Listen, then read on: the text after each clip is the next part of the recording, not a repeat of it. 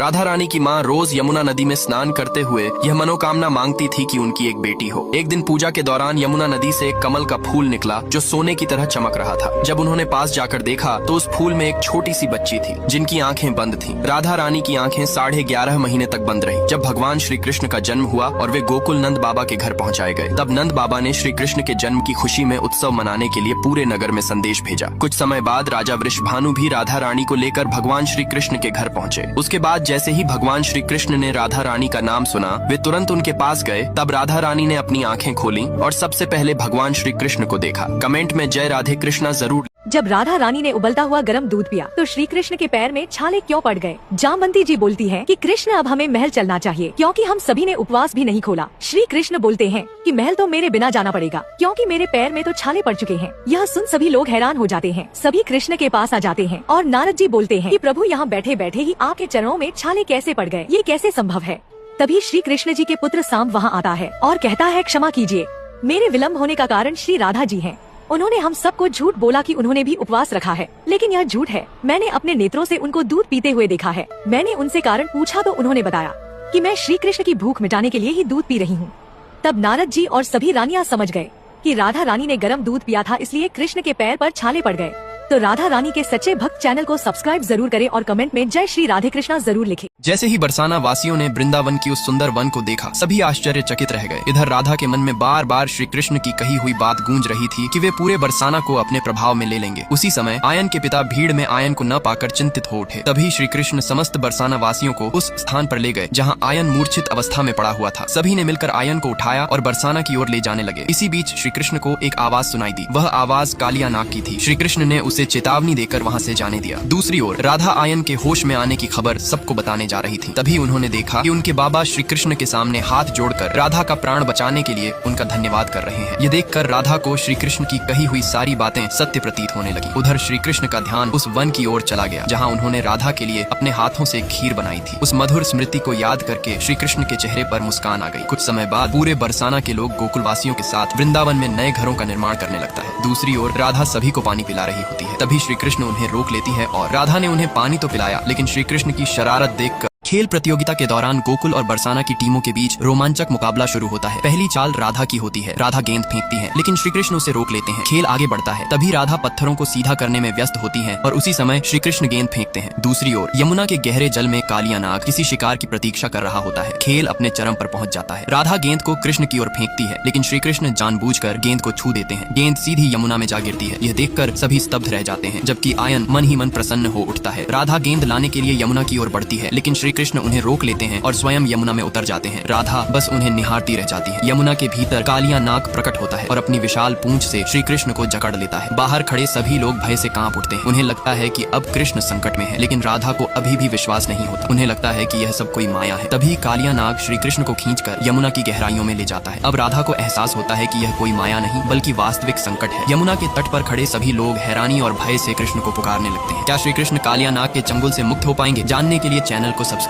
जैसे ही कालिया नाग श्री कृष्ण को यमुना की गहराइयों में ले गया, बाहर उपस्थित सभी ग्वालबाल भयभीत हो उठे। वे दौड़ते हुए नंद बाबा और समस्त वृंदावन वासियों के पास पहुंचे और उन्हें सारी घटना बता दी। यह समाचार सुनते ही पूरे वृंदावन में हाहाकार मच गया। मैया यशोदा विलाप करने लगी और नंद बाबा सहित सभी ग्रामवासी यमुना तट की ओर दौड़ पड़े। कुछ ही समय में समस्त वृंदावन वासी यमुना तट पर एकत्र हो गए। अपने लाडले कृष्ण को संकट में जानकर नंद बाबा स्वयं यमुना में उतरने की जिद करने लगे, किंतु सभी ने उन्हें रोक लिया। तभी राधा ने व्याकुल होकर यमुना की ओर देखते हुए पुकारा, कान्हा, अपने माता पिता और समस्त वृंदावन वासियों के लिए तुम्हें उस कालिया नाग का सामना करना ही होगा। राधा की पुकार सुनकर श्री कृष्ण ने अपनी आंखें खोली। उन्होंने अपने शरीर पर लिपटी कालिया नाग की पूंछ को हटाया, फिर उसे पकड़कर घुमाते हुए दूर फेंक दिया और उस पर प्रचंड आक्रमण कर दिया। कुछ ही देर में श्री कृष्ण कालिया नाग के विशाल फनों पर चढ़ गए और एक एक फन को कुचलने लगे। कालिया नाग पीड़ा से तड़प उठा और उसके मुख से रक्त बहने लगा, जिससे यमुना का जल लाल दिखाई देने लगा। उधर जब श्री कृष्ण कालिया नाग का अंत करने ही वाले थे, तभी वहाँ कालिया नाग की पत्नियां आ पहुंची। वे हाथ जोड़कर श्री कृष्ण के चरणों में गिर पड़ी और अपने पति के अपराधों के लिए रुक्मणी ने गुस्से में श्री कृष्ण से पूछा कि सभी लोग राधा कृष्ण क्यों कहते हैं, कोई भी रुक्मणी कृष्ण क्यों नहीं कहते। तब श्री कृष्ण ने उत्तर दिया कि राधा का प्रेम निश्चल, निष्कपट और निष्काम है। तब रुक्मणी कहती है कि क्या मेरा प्रेम पवित्र नहीं है। श्री कृष्ण ने कोई उत्तर नहीं दिया। उसके बाद वह एक लीला रचते हैं। श्री कृष्ण बीमार हो जाते हैं और ऐसा लगता है कि वह अब नहीं बचेंगे। तब नारद जी ने कहा कि श्री कृष्ण को बचाने का एक ही उपाय है, यदि कोई अपने पैरों का धूल श्री कृष्ण के सिर पर लगाए तो वह ठीक हो जाएंगे। ऐसा सुनते ही हर कोई पीछे हट गया, यहाँ तक कि रुक्मणी ने भी ऐसा करने से इनकार कर दिया और कहा कि अगर मैं ऐसा करूंगी तो मुझे नरक में भी जगह नहीं मिलेगी। तभी राधा रानी आई और उन्होंने अपने चरणों का धूल श्री कृष्ण के सिर पर लगाया। तब श्री कृष्ण स्वस्थ हो गए। तब रुक्मणी राधा रानी से कहती हैं, तुमने यह क्या किया, क्या तुम्हें नरक का भय नहीं है। तब राधा रानी ने जवाब दिया, मेरे कान्हा ठीक हो जाएं, उनके लिए तो मैं नरक में जाने को भी तैयार हूँ। तो दोस्तों, राधा कृष्ण की जय बोलकर चैनल को सब्सक्राइब। जब श्री कृष्ण के माथे पर राधा रानी धूल लगाती है तो उनके शीश का दर्द गायब हो जाता है। तब श्री कृष्ण बताते हैं कि यह सच्चा प्रेम है। जब मेरे पार्क कांटे लगते तो आप सब उसे पुण्य समझ मेरी मदद करने लगे, जबकि राधा वही शांत खड़ी थी। और जब मेरे शीश दर्द होने पर मैंने सबसे कहा कि अपने पैरों की धूल लगा दे, तो आपको उसने पाप दिखने लगा, पर केवल राधा को मेरी पीड़ा नजर आई। यही सच्चा प्रेम है जो अपना लाभ नहीं देखता। यह सुन रुक्मणी को लगने लगता है कि उन्हें यज्ञ में श्री कृष्ण के साथ नहीं बैठना चाहिए, लेकिन वे श्री कृष्ण को बताने में शंका जता रही थी। तभी पता चलता है कि यज्ञ का अश्व वहां नहीं आया था और यज्ञ का समय बीतने के कारण यज्ञ निरस्त कर दिया जाता है।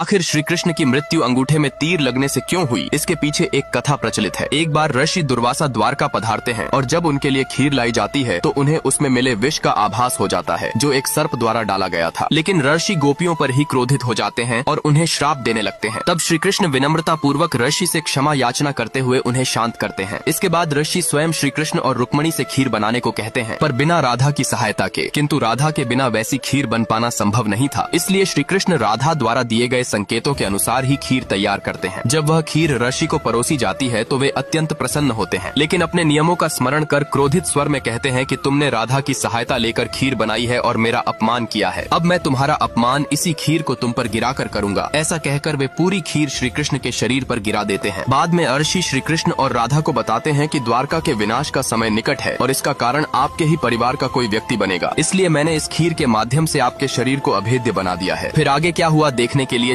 आखिर राधा रानी का रंग क्यों पड़ने लगा काला। दरअसल एक बार युद्ध के दौरान साल्व श्री कृष्ण के माता पिता को बंदी बना लेता है और उन्हें कष्ट पहुंचाने लगता है, परंतु श्री कृष्ण यह चुपचाप देख रहे होते हैं, लेकिन युद्ध में नहीं उतरते हैं, जिसे देख राधा क्रोधित हो श्री कृष्ण के पास आती हैं और स्वयं माता देवकी और पिता वासुदेव को बचाने के लिए युद्ध करने का निश्चित करती हैं, जिसके दौरान साल्व एक अस्त्र का प्रयोग करता है, जिसकी काली शक्ति राधा के द्वेष का सहारा ले उनमें घुस जाती है और राधा के शरीर का रंग काला पड़ने लगता है। तो दोस्तों, कोई पापी ही होगा जो इस सनातनी चैनल को सब्सक्राइब नहीं करेगा।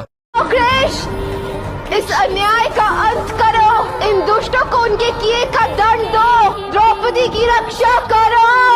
आखिर भगवान श्री कृष्ण ने अपनी ही द्वारिका नगरी के समक्ष हाथ क्यों जोड़े। दरअसल जब भगवान श्री कृष्ण को पृथ्वी लोक छोड़कर वापस गोलोक जाने का वक्त आ गया तो सर्वप्रथम उन्होंने बलराम दाऊ से अंतिम भेंट की। फिर कुछ वक्त बिताने बाद वो सीधे द्वारिका में जाकर रुक्मिणी जी से मिले और रुक्मिणी को उनके साथ बिताए हुए कुछ सुखद पलों की छवि दिखाने के बाद वो रुक्मिणी को वही एक शिला के ऊपर लिटा देते हैं। इसके बाद उन्होंने द्वारिका नगरी की ओर देखा और अपने हाथ जोड़ते हुए कहा, मेरी प्रिय द्वारिका, मेरी कर्म भूमि, कृष्ण का आपको अंतिम प्रणाम। कहते हुए वो अपनी अंतिम महायात्रा की ओर प्रस्थान कर गए। भगवान श्री कृष्ण पहली बार कब रोए थे? दोस्तों, भगवान श्री कृष्ण द्वापर युग में सिर्फ 2 बार ही रोए थे। भगवान श्री कृष्ण पहली बार राधा रानी की मृत्यु पर रोए थे। दोस्तों, कहा जाता है कि राधा रानी ने अपने अंतिम समय में भगवान श्री कृष्ण को बांसुरी बजाने को कहा था, तो भगवान श्री कृष्ण ने लगातार बांसुरी बजाई। उसके बाद राधा रानी देवलोक चली गई तो भगवान श्री कृष्ण बहुत ज्यादा दुखी हो गए और रोने लगे और उसके बाद भगवान श्री कृष्ण ने बांसुरी भी तोड़ दी और आज तक कभी नहीं बजाई। भगवान श्री कृष्ण दूसरी बार द्रौपदी के चीर हरण पर रोए थे। कहते हैं कि जब द्रौपदी का चीर हरण हो रहा था तब भगवान श्री कृष्ण अपनी दिव्य आंखों से सब कुछ देख रहे थे, लेकिन तब भगवान श्री कृष्ण कुछ कर नहीं सकते थे, क्योंकि द्रौपदी का चीर हरण नहीं होता तो नवयुग की स्थापना नहीं हो पाती, जिससे महाभारत युद्ध नहीं होता और किसी भी पापी का अंत नहीं हो पाता।